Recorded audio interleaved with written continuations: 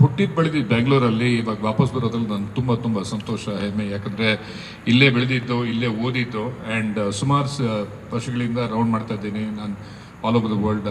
ಬಾಂಬೆ, ಡೆಲ್ಲಿ, ಆ ಕಡೆ ಈ ಕಡೆ ಎಲ್ಲ ಹೋಗ್ಬಿಟ್ಟು ವಾಪಸ್ ಬರೋದು.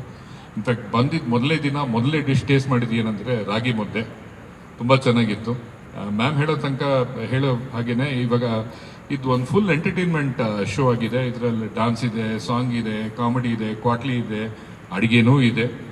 ಆ್ಯಂಡ್ ಎಲ್ಲರೂ ಮನೇಲಿ ಹೇಗೆ ಇವಾಗ ಹೆಂಗಸರು ಅಡುಗೆ ಮಾಡೋವಾಗ ನಾವೆಲ್ಲ ಹೋಗ್ಬಿಟ್ಟು ಕ್ವಾಟ್ಲಿ ಕೊಡ್ತೀವೋ, ಇದು ಸರಿಗಿಲ್ಲ, ಅದು ಸರಿಗಿಲ್ಲ, ಇದು ಮಾಡಿ ಅದು ಮಾಡಿ ಅಂತ ಹೇಳ್ತೀವೋ, ಅಂತಾನೆ ಯಾರು ಅಡುಗೆ ಮಾಡ್ತಾರೋ ಅವ್ರಿಗೆ ಕ್ವಾಟ್ಲಿ ಕೊಡೋದು ಸರ್ವಿಸ್ ವೆರಿ ನಾರ್ಮಲ್. ಆ್ಯಂಡ್ ಇಲ್ಲಿ ನಮ್ಮ ಕ್ವಾಟ್ಲೀಸ್ ತುಂಬ ಚೆನ್ನಾಗಿ ಮಾಡ್ತಾ ಇದ್ದಾರೆ.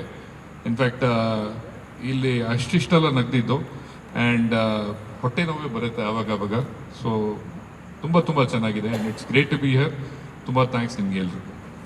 ನೋಡ್ದಿದ್ರೆ ಅದು ಅಕಸ್ಮಾತ್ ಅವ್ರು ನೋಡಿಲ್ಲ ಅಂದರೆ ಅವ್ರ ಕಷ್ಟ. ಯಾಕಂದರೆ ಇಲ್ಲಿ ಫುಲ್ ಎಂಟರ್ಟೈನ್ಮೆಂಟ್ ಇದೆ.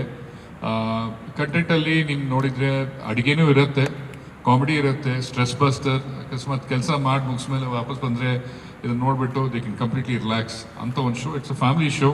ತುಂಬ ಕ್ಲೀನಾಗಿದೆ. ಡೆಫಿನೆಟ್ಲಿ ನೋಡಲೇಬೇಕು. ಎಲ್ರಿಗೂ ನಮಸ್ಕಾರ. ಇದು ಒಂದು ಹೊಸ ಫಾರ್ಮ್ಯಾಟ್ ನಮ್ಮ ಚಾನೆಲ್ಗೆ ಅಂತ ಹೇಳಿದ್ರೆ ತಪ್ಪಾಗಲ್ಲ. ಯೂಶಲಿ ನಾವು ಬರೀ ಕುಕ್ಕಿಂಗ್ ಶೋನ ನೋಡಿರ್ತೀವಿ, ಆದರೆ ಇಲ್ಲಿ ಅಡುಗೆ ಜೊತೆಗೆ ಅಡುಗೆ ಮಾಡೋರಿಗೆ ಒಂದಷ್ಟು ಕಾಟಗಳು, ತೊಂದರೆಗಳು, ಅಡಚಣೆಗಳಾದಾಗ ಅವರದ್ದು ಎಲ್ಲನೂ ಮೀರಿ ಸಕ್ಕತ್ತಾಗಿ ಅಡುಗೆ ಮಾಡಿ ಜಡ್ಜಸ್ಗೆ ಬಡಿಸ್ಬೇಕಾಗತ್ತೆ. ಪಾಪ ಅದನ್ನು ನಮ್ಮ ಜಡ್ಜಸ್ ಚೆನ್ನಾಗಿದ್ರೂ ತಿನ್ಬೇಕಾಗತ್ತೆ, ಚೆನ್ನಾಗಿಲ್ಲದೆ ಇದ್ರೂ ಪಾಪ ಟ್ರೈ ಮಾಡಬೇಕಾಗತ್ತೆ. ಅಂದರೆ ಸುಲಭ ಇಲ್ಲ ಅವ್ರು ಅಡುಗೆ ಮಾಡೋದು. ಆ್ಯಂಡ್ ಏನೋ ಎಲ್ಲರಿಗೂ ರುಚಿಕರವಾದ ಅಡುಗೆನ ಮಾಡಿ ಬಡ್ಸೋಕ್ಕಾಗಲ್ಲ. ಅಂಥದ್ರಲ್ಲಿ ನಾರ್ಮಲಾಗೇ ಮಾಡಿ ಅಂತ ಅಂದರೆ ಕೆಲವೊಂದು ಸಲ ಉಪ್ಪು ಜಾಸ್ತಿ ಆಗುತ್ತೆ, ಹುಳಿ ಜಾಸ್ತಿ ಆಗುತ್ತೆ, ಇನ್ನೊಂದೇನೋ ಆಗ್ತಾ ಇರುತ್ತೆ. ಆದರೆ ಈ ಥರ ತರಲೆ ನನ್ನ ಮಕ್ಕಳನ್ನ ಇಟ್ಕೊಂಡು ಅಡುಗೆನ ಮಾಡೋದು ಭಾಳ ಕಷ್ಟ. ಯಾಕಂದರೆ ನಾವು ಹೋದ್ವಾರ ಶೂಟ್ ಮಾಡಿದಾಗ ನಾವು ನೋಡ್ತಾ ಇದ್ವಿ, ಶ್ರುತಿ ಮ್ಯಾಮ್ ಹೇಳ್ದಂಗೆ ನಾವು ನಗಾಡೋದ್ರಲ್ಲಿ ಎಷ್ಟು ಮುಳುಗೋಗಿದ್ವಿ ಅಂದರೆ ಪಾಪ ಕುಕ್ಗಳ ಬಗ್ಗೆ ನಮಗೆ ಅಷ್ಟು ಗಮನನೇ ಹೋಗ್ತಿಲ್ಲ. ಯಾಕೆ ಇವರೆಲ್ಲ ಇಷ್ಟು ತರಲೆ ಮಾಡ್ತಿದ್ದಾರೆ, ಕಾಟ ಕೊಡ್ತಿದ್ದಾರೆ ಅಂತ. ಅದ್ರ ಮಧ್ಯದಲ್ಲೂ ಅವರು ತುಂಬ ಚೆನ್ನಾಗಿ ಅಡುಗೆ ಮಾಡಿ ಬಡಿಸಿದ್ರು. I think that is the creativity part of the show ಅಂತ ನಂಗೆ ಅನ್ಸುತ್ತೆ, ಎಲ್ಲ ತೊಂದರೆಗಳ ಮಧ್ಯೆ ಮಾಡೋದು. So ಹಿಂಗಿರುತ್ತೆ format. 10 ಜನ ಕ್ವಾಟ್ಲೆ ಕೊಡೋರಿದ್ದಾರೆ, 10 ಜನ ತುಂಬ ಚೆನ್ನಾಗಿ ಅಡುಗೆ ಮಾಡೋರಿದ್ದಾರೆ.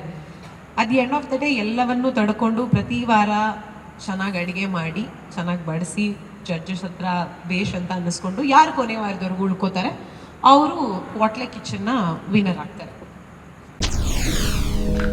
SS ಟಿವಿ, ಸಿನಿಮಾ ಜಗತ್ತಿನ ಕ್ಷಣದ ಸುದ್ದಿಯೊಂದಿಗೆ.